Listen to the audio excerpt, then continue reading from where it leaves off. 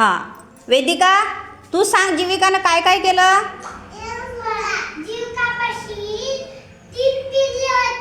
दगड दगड हां, टोपलीतून किती घेतले? 2.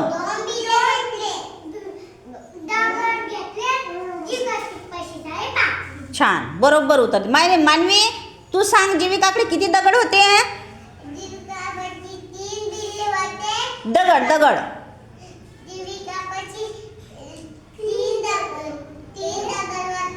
हां, टोपलीतून